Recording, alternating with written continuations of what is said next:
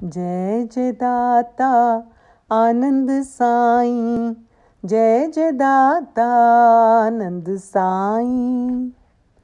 ओम साईं राम, जय साईं राम। इच्छा तेरी है साईं सदा ही पूर्ण होए, तेरी दया से हुक्म में अपनोपन दो खोए। जो तुम राखो सो रहे तृष्णा नाही कोए, इच्छा में जो सदा रहे अमृत पीवे सोए, अमृत पीवे सोए। ओम साई परिपूर्णाय नमः। श्री साई गीता श्लोक नंबर 1397। सच्चा प्यार क्या है? ईश्वर के हुक्म के अंदर अपना जीवन व्यतीत करना। साईं इच्छा की पूर्ति के लिए जीते जाओ। जीने का एक यही मतलब है, दूसरा और कोई मतलब नहीं है। जिसने हमें मानव चोला दिया है किसी मतलब से दिया है। सच्चे मन से हमारे प्रियतम भगवान के लिए जीना है। हमने अपनेपन को खो देना है। अपनापन उठाने में तकलीफ है, दुख है, कष्ट है। हे साईं, आपकी इच्छा पूर्ति के लिए हमें कोई भी कष्ट उठाना पड़े तो हम खुशी से उठाएंगे। जैसे आप हमें रखेंगे वैसे हम रहेंगे। कोई तृष्णा नहीं रहे, यही सच्चे प्रेम की निशानी है। साईं इच्छा में जो रहता है वह अमृत पीता है। ईश्वर में मिलन की घड़ी उसी के निकट आई है जिसने अपनापन निकाल दिया। दिन रात अपने को मिटाने का यत्न करते रहो। वासना तृष्णा यही अपनापन उठाती है। वासना तृष्णा से बचना ये जीव का परम धर्म है। श्री साईं जी के हुक्म में सदा बंधे रहना है। इससे उत्तम साधना कोई नहीं है।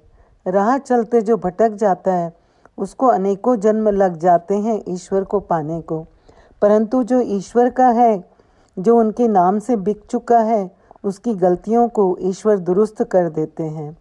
पांडवों की ही मिसाल ले लो। पांडव श्री हरि के आश्रय रहते थे। उनके ऊपर कितनी तकलीफें आईं, हर कदम पर श्री हरि ने उनका साथ दिया। भगवत इच्छा में रहने पर आज आपको एक किस्सा सुनाती हूँ। एक बार स्वर्ग में घोषणा हुई कि भगवान सेब बांटने आ रहे हैं। सभी लोग लाइन लगाकर खड़े हो गए। एक छोटी बच्ची बहुत उत्सुक थी क्योंकि वह पहली बार श्री भगवान को देखने जा रही थी और एक बड़े सुंदर सेब के साथ साथ श्री भगवान के दर्शन भी होंगे। बहुत लंबी कतार में जब उसका नंबर आया तो श्री भगवान ने उसे एक सेब दिया, लेकिन जैसे ही वो सेब पकड़कर लाइन से बाहर निकली, उसका सेब हाथ से छूटकर कीचड़ में गिर गया। बच्ची उदास हो गई। अब उसे पुनः लाइन में लगना पड़ा। ये लाइन पहले से भी लंबी थी। आधी कतार को सेब मिलने के बाद सेब समाप्त होने लगे। अब तो बच्ची और उदास हो गई। उसने सोचा उसकी बारी आने तक सेब समाप्त हो जाएंगे। वह यह नहीं जानती थी कि ईश्वर के भंडार कभी रिक्त नहीं होते। जब तक उसकी बारी आई नए सेब आ गए। श्री भगवान तो अंतर्यामी होते हैं, बच्ची के मन की बात जान गए। उन्होंने इस बार बच्ची को सेब देते हुए कहा कि पिछली बार वाला सेब एक ओर से सड़ चुका था, इसलिए मैंने ही तुम्हारे हाथों से गिरवा दिया। दूसरी बार तुम्हें लंबी कतार में इसलिए लगाया क्योंकि नए सेब सब पेड़ों पर थे, उनके आने में समय बाकी था, इसलिए तुम्हें अधिक प्रतीक्षा करनी पड़ी। ये सेब अधिक लाल, सुंदर और तुम्हारे लिए उपयुक्त है। श्री भगवान की बात सुनकर बच्ची संतुष्ट हो गई। इसी प्रकार यदि आपके किसी कार्य में विलंब हो रहा हो तो उसे हरि इच्छा मानकर संतुष्ट रहें और उस परम पिता श्री बाबा की प्रत्येक पल प्रत्येक क्षण गुणगान करें। ओम साई राम, जय साई राम।